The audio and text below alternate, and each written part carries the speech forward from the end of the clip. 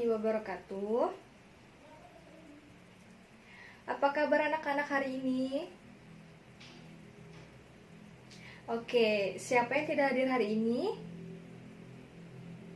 Bagus, hari ini hadir semua, besok dan seterusnya juga harus hadir semua. Siapa yang hari ini berangkat paling rajin, paling awal? Wah, Aulia hebat.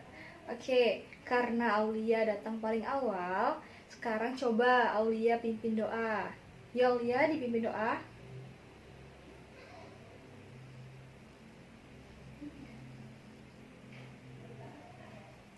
Alhamdulillah. Oke, terima kasih Aulia. Nah, anak-anak yang lainnya juga harus mengikuti sikap seperti Aulia. Karena apa? Karena berangkat paling awal dan paling rajin. Oke. Sebelum mulai materi, mari kita menyanyikan lagu Garuda Pancasila agar materi pembelajaran hari ini dapat dibawakan dengan semangat. 1, 2, 3. Garuda Pancasila, akulah pendukungmu, patriot proklamasi, sedia berkorban untukmu. Pancasila dasar negara, rakyat adil makmur sentosa, pribadi bangsaku. Ayo maju, maju, ayo maju, maju, ayo maju, maju. Terima kasih. Gimana? Sudah semangat untuk belajar hari ini? Alhamdulillah. Nah, di sini Ibu akan menyampaikan materi tentang interaksi sosial manusia dengan lingkungan. Yang pertama, kan di sini ada tentang interaksi sosial manusia dan alam. Sebelum Ibu menjelaskan kedua materi tersebut, Ibu akan menjelaskan nih apa itu interaksi manusia.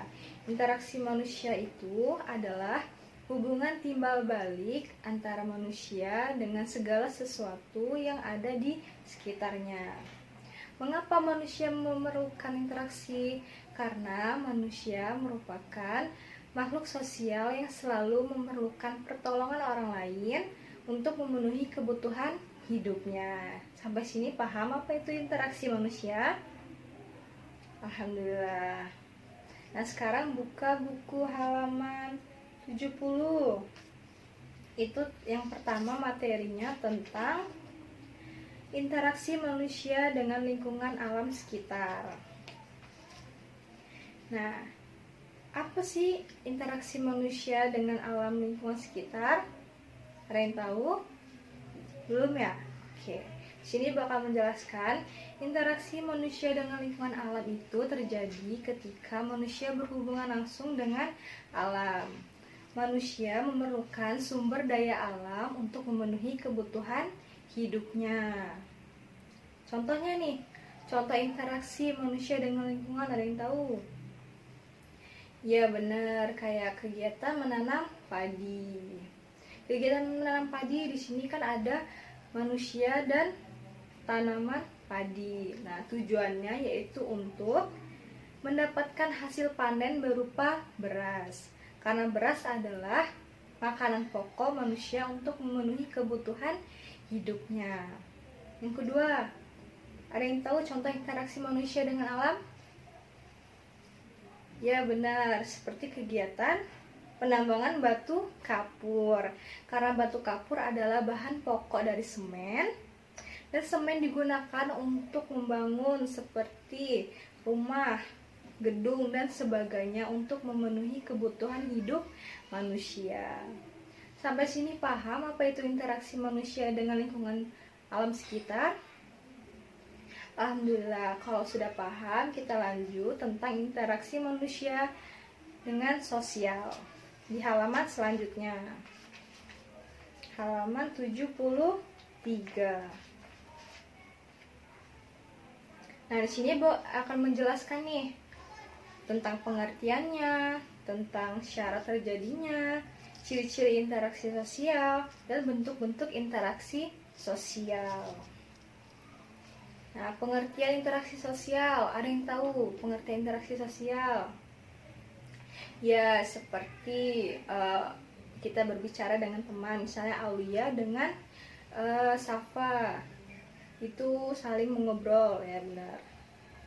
Nah, di sini bakal menjelaskan lebih jelas lagi ya. Interaksi sosial yaitu hubungan timbal balik antara individu dengan individu, individu dengan kelompok, dan kelompok dengan kelompok. Apa saja nih syarat terjadinya interaksi sosial? Misalnya ada kontak sosial. Kontak sosial ini bisa bersifat langsung dan tidak langsung.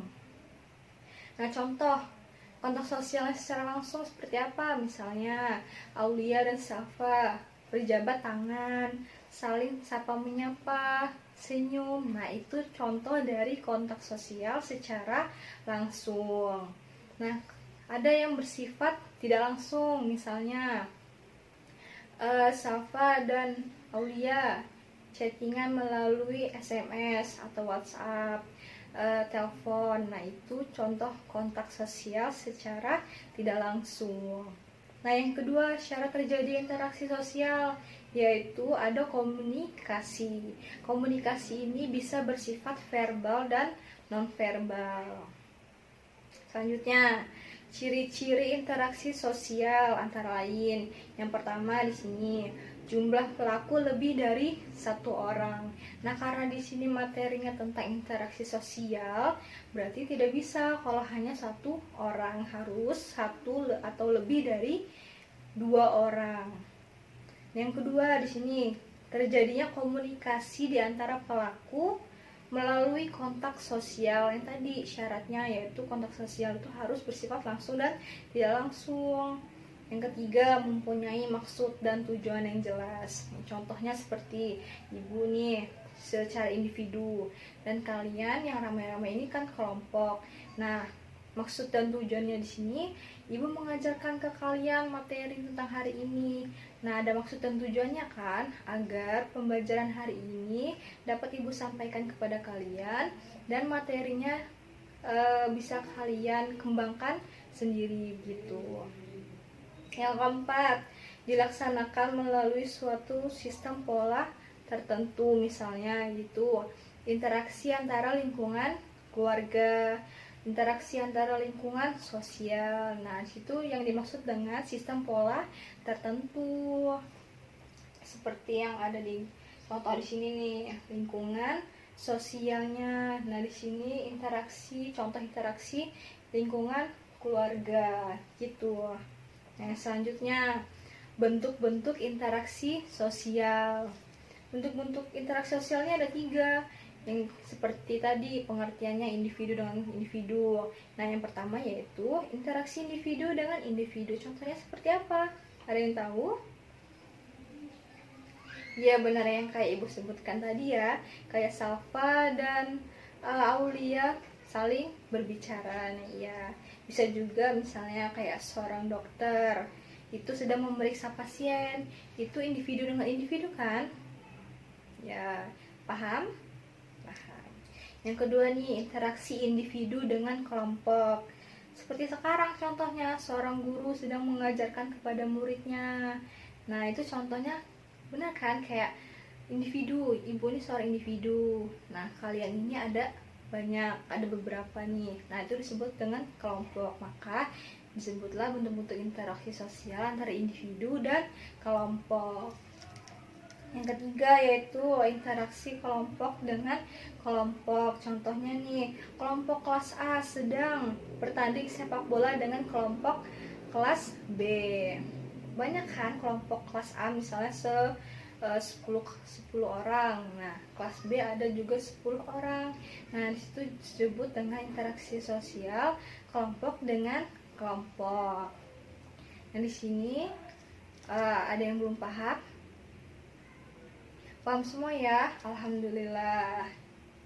Nah, di sini ibu akan memberi tugas ke kalian untuk membuat laporan tentang interaksi manusia dengan lingkungannya. Baik, pembelajaran kita hari ini cukup sekian dan terima kasih. Mari kita tutup pembelajaran hari ini dengan mengucapkan hamdalah. Alhamdulillahirabbil alamin. Terima kasih anak-anak. Assalamualaikum warahmatullahi wabarakatuh.